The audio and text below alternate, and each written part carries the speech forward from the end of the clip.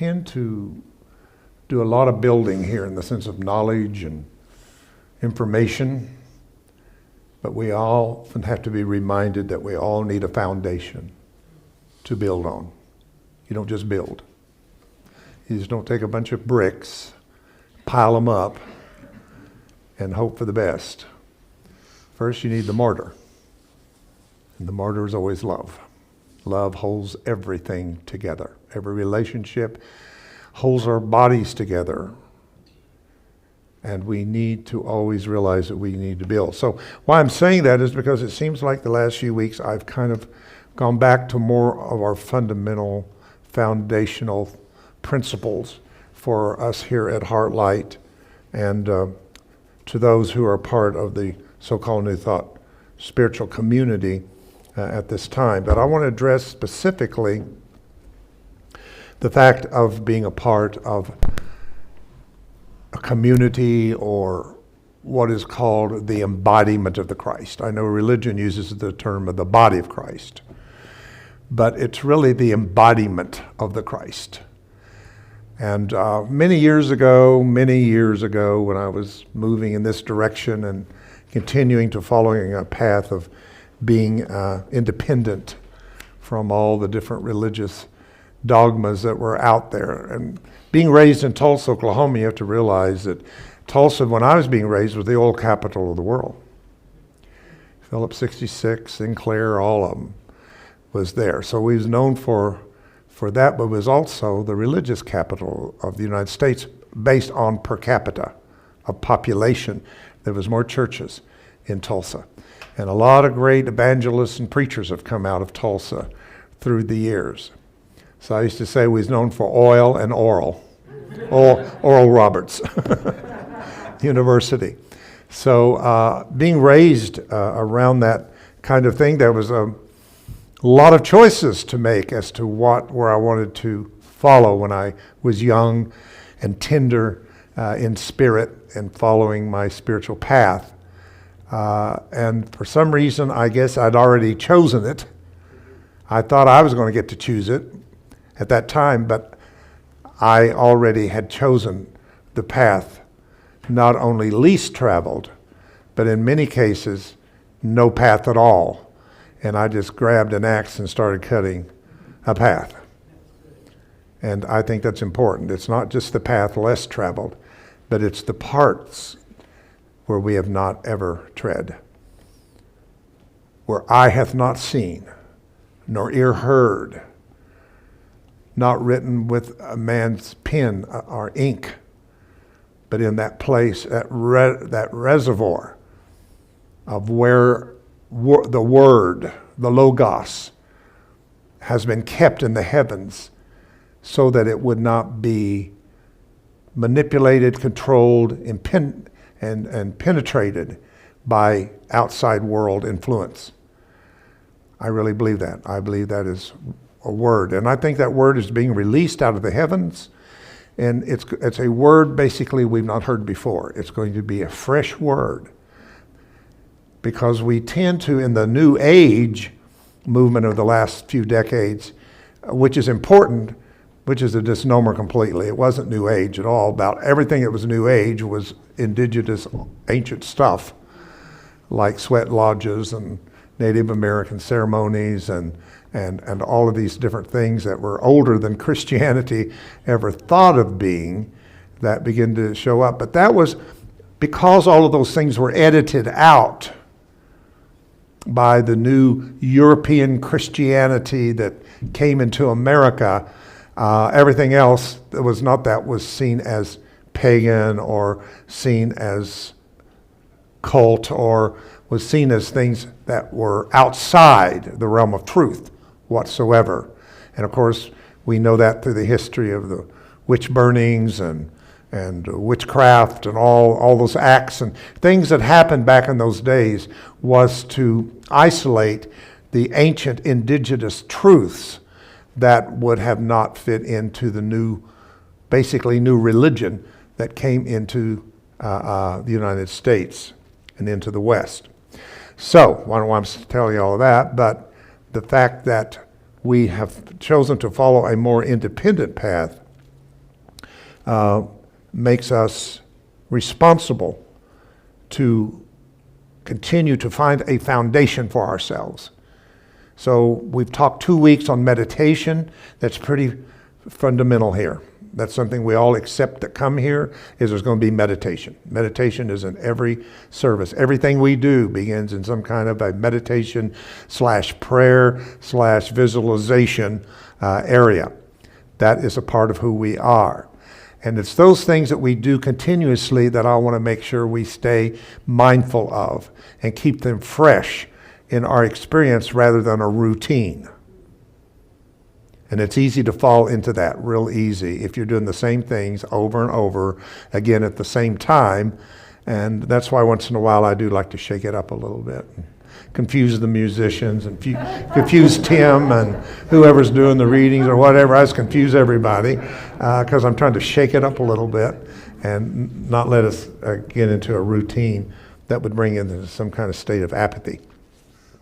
So just a reminder today that we are one body, but many members.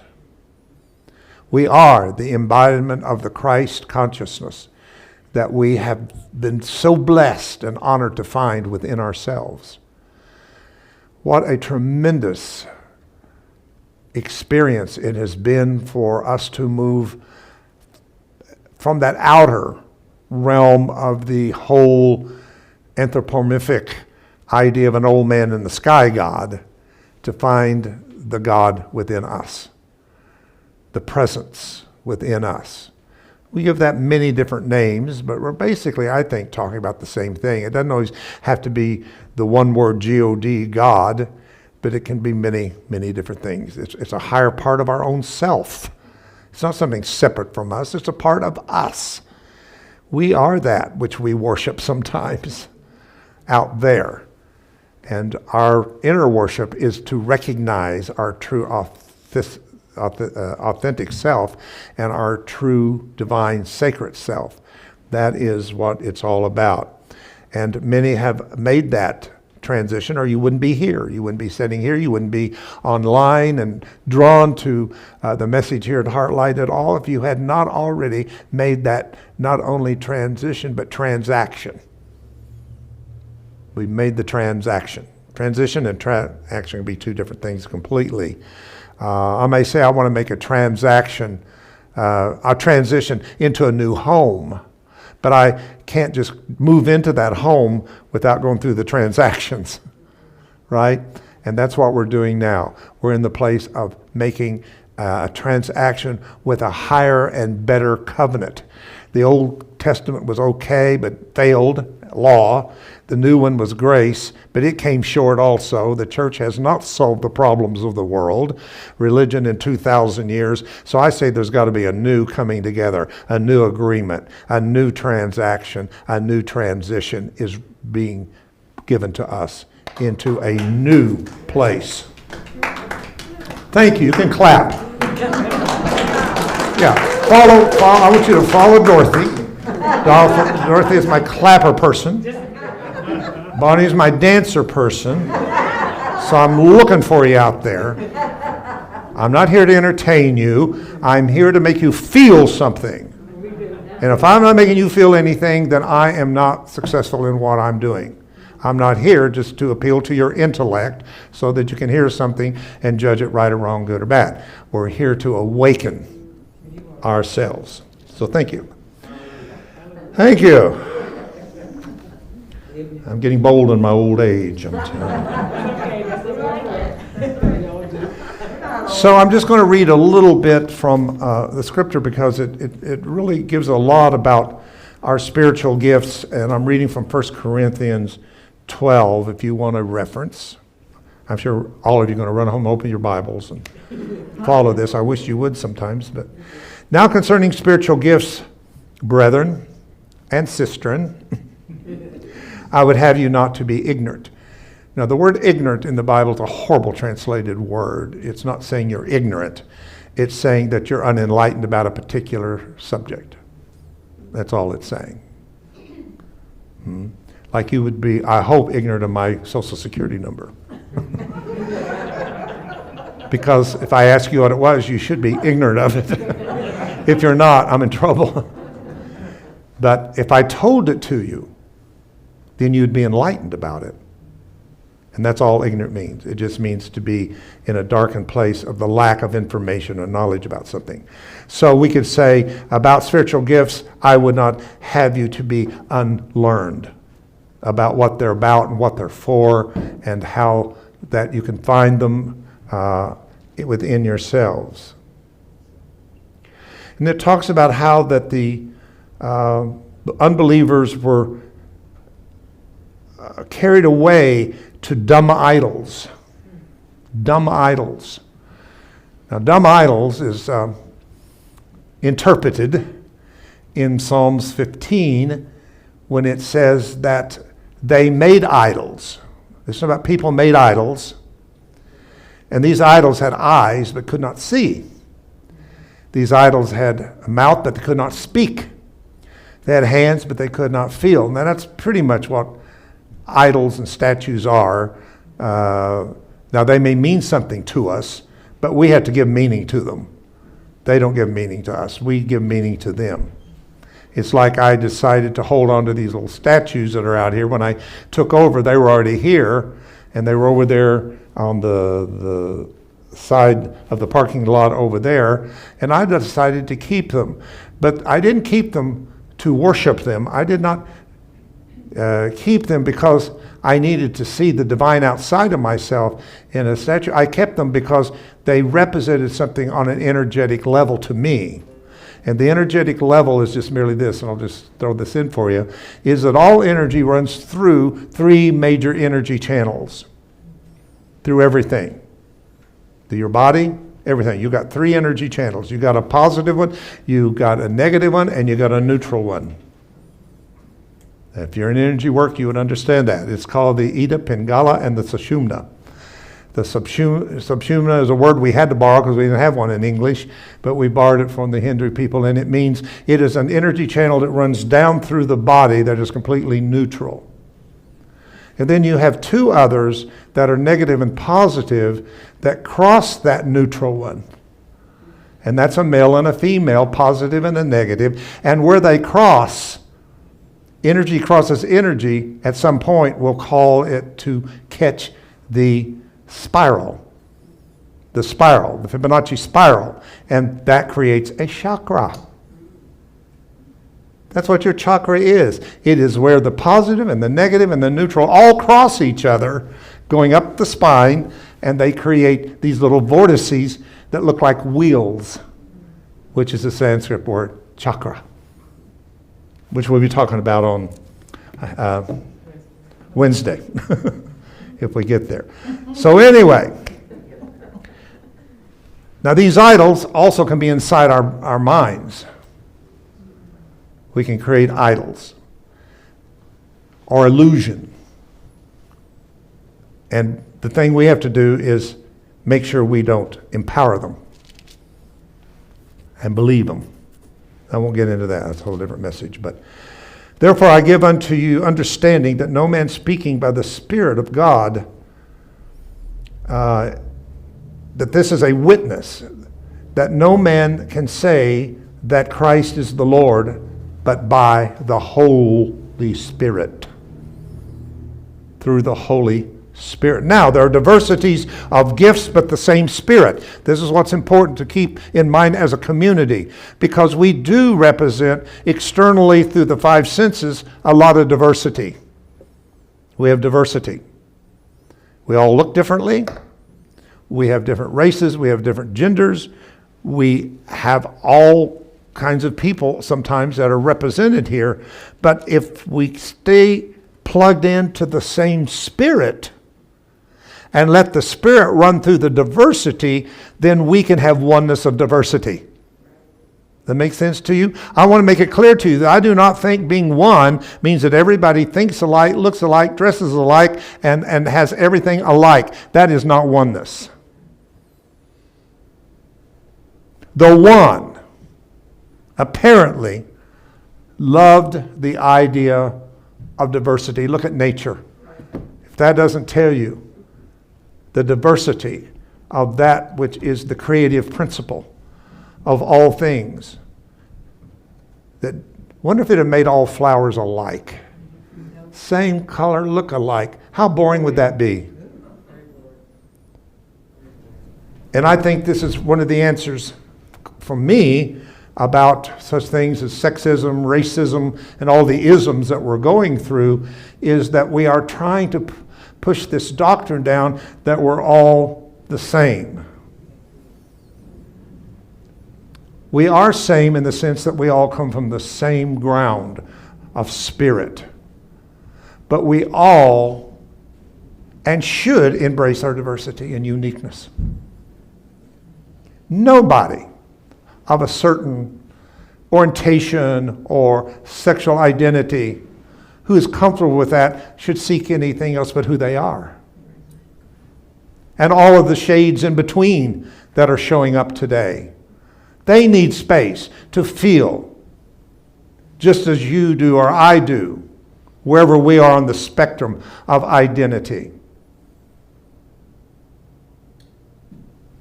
Because diversity anymore is not this or that, black or white. It's not that simple.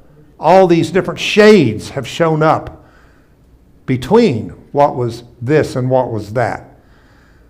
And those are so many people that got lost in the shuffle and was pushed down and not given an identity of any kind or a validation of identity. So there's diversities, but one spirit. There are differences of administrations, but the same spirit. There are diversities of operations, but the same Spirit worketh through it all. For to one is given the Spirit of the word of wisdom, and yet to another the word of knowledge by the same Spirit. To another faith, the same Spirit. To another gifts of healing by the same Spirit. To another the working of miracles, to another prophecy, to another discerning of spirits, to another divers kinds of tongues, to another the interpretation of the tongues. All of these work with one and the same Spirit, dividing into every man as it wills.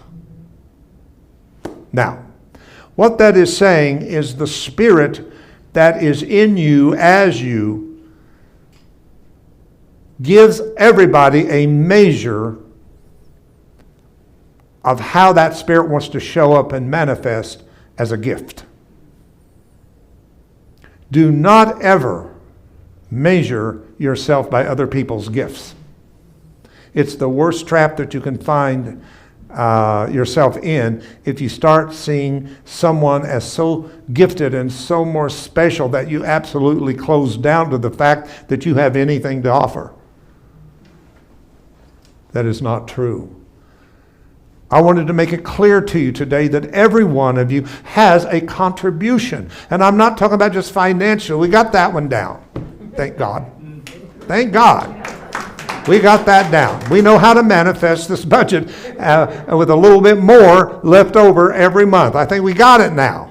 If you can do this through the pandemic year, I think you can do it anytime. We appreciate that. I'm not talking about those gifts. I'm talking about the gifts of spirit, the gifts of help, the gift that we have in us that we need to find if we haven't. How do you find it? It's not hard. What gives you passion? If I could ask each one of you one thing that gives you passion to do, just for a moment think about that. I mean, I'm not talking about something you need to do, you have to do, you're supposed to do it. I'm talking about something that you can't hardly wait to do because it gives you such passion and pleasure to do it and makes you feel fulfilled. It makes you beyond yourself a little bit. I'm not talking about talent, I'm talking about gifts. Not the same thing. People think somebody's got a talent to sing or do something, or somebody's great, that they don't have. You may not have talent per se that we define out here, but you have a gift. a gift.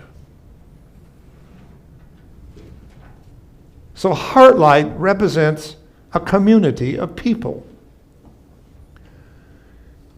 It is a community for the purpose of sharing. Now, I'll give you an example. We need to know a little bit about each other a little more. Now, we started this with Michael Brown when we did the community things, which was right on, going the right direction. I really liked it. Wish we could have continued it, but then the pandemic happened and they shut down, we shut down, and we continued not to have those.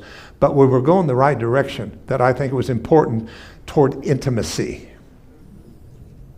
I don't think that any community will last. It seems like I see a cycle sometimes of about 2 and then 5 years of cycles when it comes to leadership and groups of people being under one minister or whatever. It seems like those are kind of cycles that if you get through the 2 years, you might make it to the 4 or 5 year mark. And then people's kind of ready for something totally new. And then sometimes we don't realize subconsciously we stir it up so that we can have something new. I know this goes on in the unconscious level sometimes. So, don't confuse talent with gift. Your gift could be, I've had a rough week. I didn't have the time to really give into what I wanted to prepare for you on Sunday. And I don't mean just prepare with words, but prepare myself, my environment, my mind. You have to prepare to channel and be a channel and a vessel for Spirit to move through. You really do. You have to clear out. You have to trust. You have to find that faith in you. And you have to accept this thing about, I'm going to take a risk and get up there and open my mouth and maybe make a fool of myself, but I'm willing to be made a fool for Christ. Paul said, I became a fool for Christ. And I've had to do that many times in a new place that didn't know me, and I went in to speak. I had no idea where they were, what they believed, and whatever, and I just had to get up there, open my mouth, and just trust. But I realized if I fall flat on my face, so be it. Let me learn from it. And I'm saying that to you because I think some of you are limiting yourself. You're caught in your own boundaries of a belief that you're not enough, that you don't have anything. And I'm here to tell you, you do, every one of you. Some of you have found that, but some of you I want to encourage, not just some of us, to have some special gift, but I want all of us to contribute some measure of a gift in this community, whatever it is. So I'm having a rough time. I'm not sure about what I'm doing. Pretty much like this morning. Like how they're taking it, whatever. And then I'm back there and somebody says to me, and this happened very recently, what you said today was exactly what I needed to hear. What a gift that is to me. Not to build up my ego, but to just give me the gift of recognition. Do you get me? You don't have to pump me up and tell me I'm the greatest and I'm whatever. I don't need that. That's not what I'm looking for. I'm just looking for validation in our relationship. Sometimes it can be as simple as, thank you for that. Or I received something that I think I can really contemplate that could change my life. And you must do that with each other. Not with just the central spiritual person or the musicians, but with one another. If you think somebody looks nice, let them know that. You look really nice today. Now, if you think they look awful, you don't have to tell them that. That's not necessary. See, the scripture is very clear. It says, whatever you do, you should do for the edifying of the body. You know what edifying means? For the strengthening of the body. To edify something is to strengthen the body. I want you, when you come here on Sundays, to be strengthened in the faith. strengthened in the vision that you have. I want you to be strengthened on where you are on the path. And that means we become a collective ministry, ministering one to another. Make sure that we have communion. Communion. Community is communion. We give each other a piece of the bread that cometh down from heaven. And if any man shall eat of this bread, he shall not die, or she shall not die. Can you give somebody today a little morsel of bread and say, here, take this and eat this? In remembrance. You that remember that ritual, it always said, in remembrance of me. Think of the word remembrance. Remember. Again, put yourself together. Like you assemble, reassemble. Remember yourself. Put yourself together is very important. Some of you may have faith, just faith. You maybe sit there and just have total faith that HeartLight's going to get its budget this month. No doubt in your mind. That's a gift. Maybe somebody else is saying, uh-oh. This may be the month. I kind of thought that. I thought, my voice went off in my head. February, that's a short month. That's silly. Spirit doesn't care how short it is. But see, I was preparing myself for the failure, that it may not work. I'm confessing. Confession's good for the soul. I've repented. I've done the correction. But I'm just telling you that comes up sometimes because I feel that responsibility and I think, is this the time? But maybe enough of you had the faith I didn't in the body. Are you hearing me? Yeah. You had the faith. We did. Sandra has the faith for me. When I talk to her on the phone, she just lets me know, she doesn't let me go there. She just cuts me off. We're not going there. Okay, well, I guess she's not going to be any fun. I want misery, company. Come on down with me. But see, things are going on that we're not even aware of, one to another.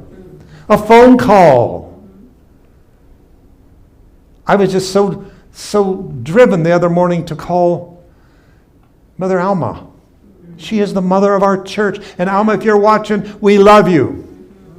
And she says she watches every time. So we love you. You are the mother of our church. I believe in mothers of the church. I believe every group needs a mother and a father figure. But the mothering is the nurturing, the El Shaddai, the large and many-breasted one that is spoken to us. So you never know what's going on in the membership. Just because you're not asked to come up here or to stand up here or address the group does not mean that your gift is not operating. I think it's a gift for you to come. What a gift to show up. Some of you drive a long way to come here on Sundays. That's a gift. Thank you for that gift of loving this place and me and Tim and all that's going on here enough that you can drive 30, 40, 45 miles, minutes or whatever it is that some of you drive to get here. That's a gift. To you that are willing to get up here and do meditation and to do readings, thank you for your gift.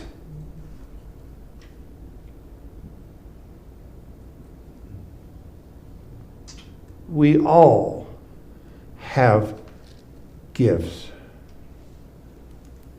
And this goes through all of these different. For as the body is one and hath many members, all the members of that one body, being many, are one body, as also is Christ. Now that's important because those who believe that the only Christ there is Jesus, and that's his last name, need to read their Bible better. Because it's saying here, as the one body or the one church is made up of many, so is Christ one, but made of many. It tells us that Christ has been individualized. And now we can say, Christ in Beth, the hope of glory. Christ in Joe, the hope of glory. The Christ in Dorothy, the hope of glory. How could we say that if it's just one person out there? How could we say that one person is either in here or out here? Because it has individualized itself. It is the greatest gift of all.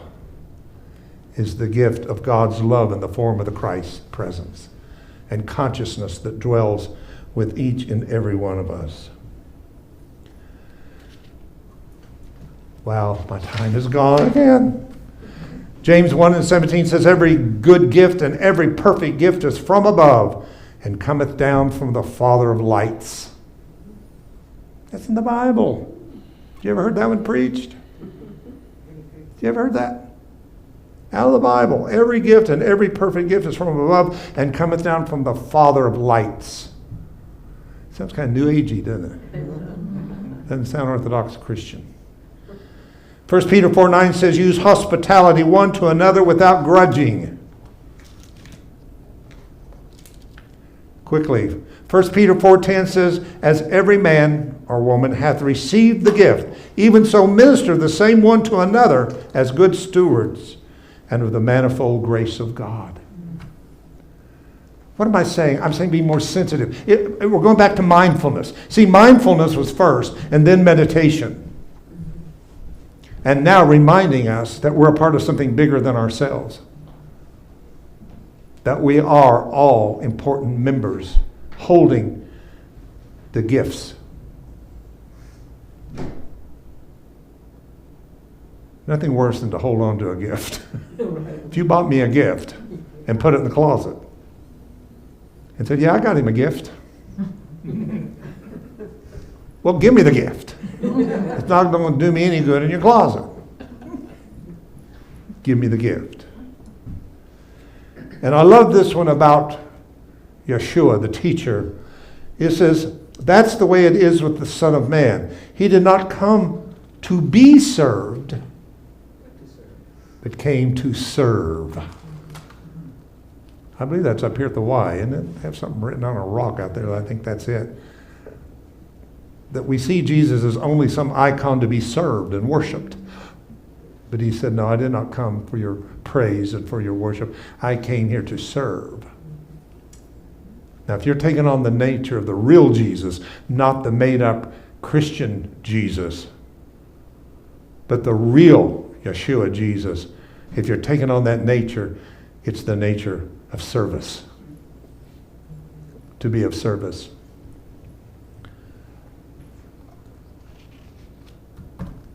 Well, I'm going to stop, but I'm going to continue because I've got some good stuff I want to share with you about social artistry.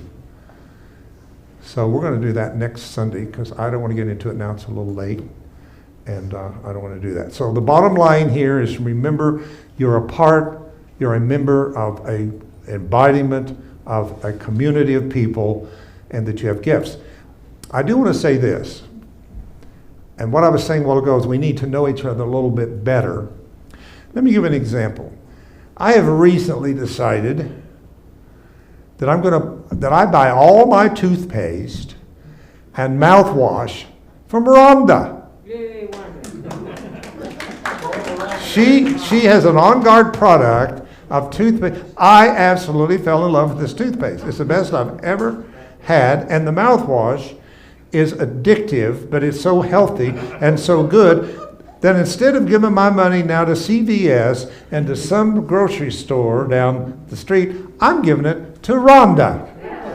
She's a member of this body, and I'm going to be a blessing to her. And you that are doing the same thing, you're going to pay for mouthwash. You're going to pay for stuff like that. Why don't you see if somebody's in here that you might be a blessing to and a gift to support. So let's look at maybe other things that are here. If you're into something that is worthwhile, that is healthy, that is edifying and not just of greed or something like that, then step up and offer it. Susan offers her wonderful gifts and talents to this community, both on a professional level as well as just a contribution of service and blessing to this community. Thank you. So we need to find out. I don't know what you all do. I don't know what your thing is, but if you have one and it's something that we could support, I want to do it. I want to do it. Okay? That's the type of community. And what we say about these guys, they have talent and gifts. But it's true. I mean, both of these guys have talent in what they do, but they have the gift. He has the gift of writing his own music and singing his own music. That's a gift. That's not just talent. That's a gift.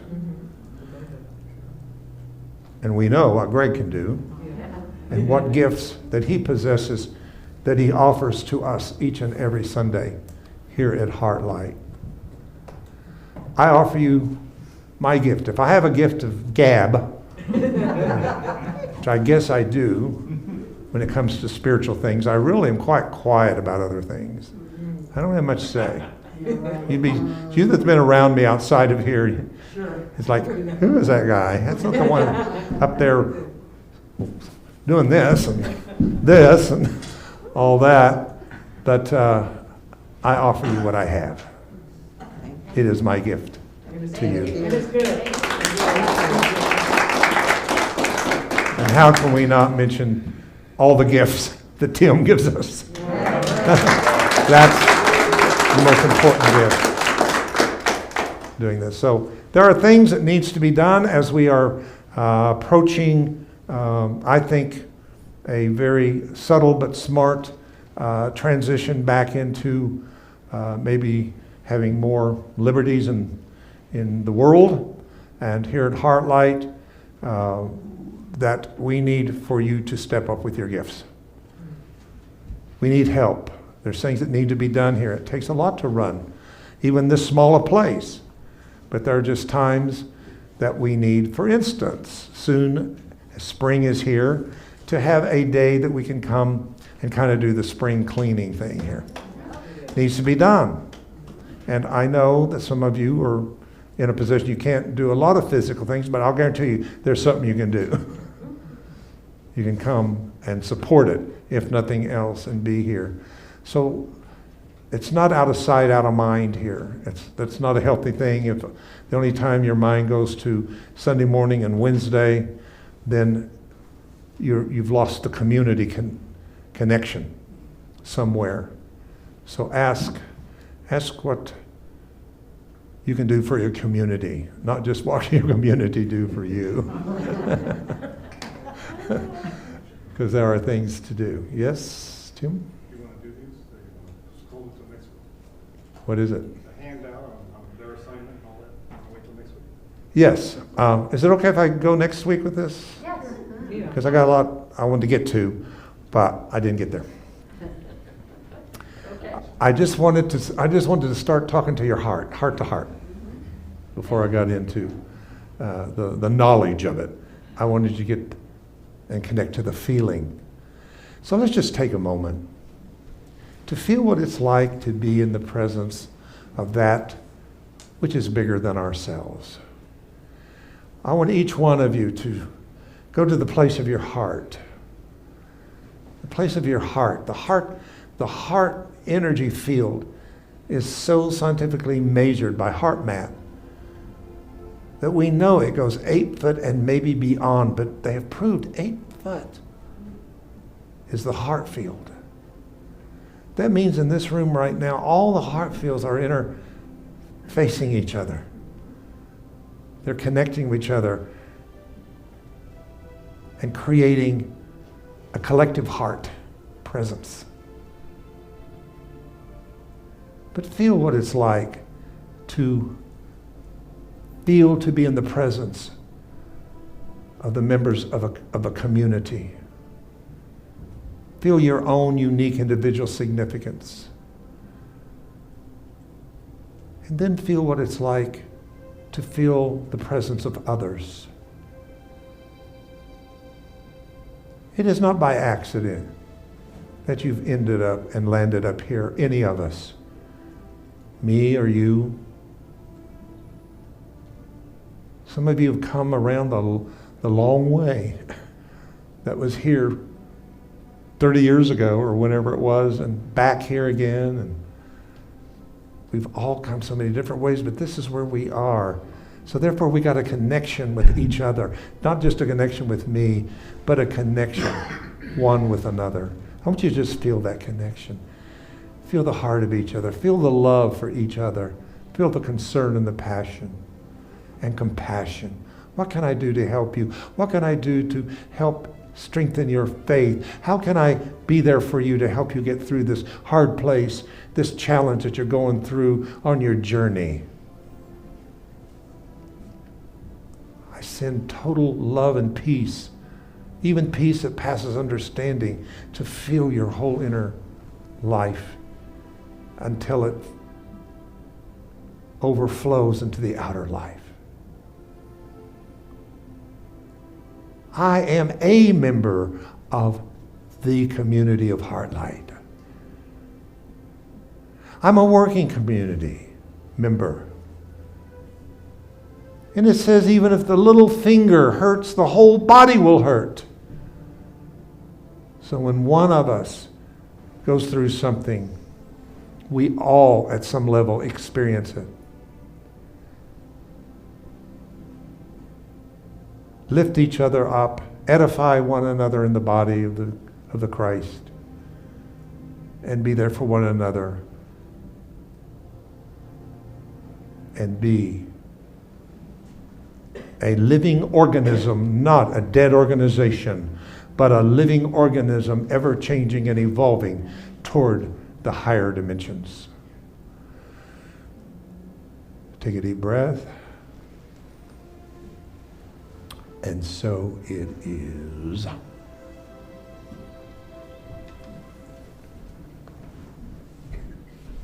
So don't miss next Sunday, because I'm going to give you a surprising recipe for one of the best desserts you've ever had.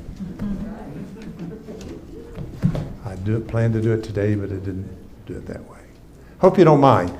Times in life I just want to talk to you.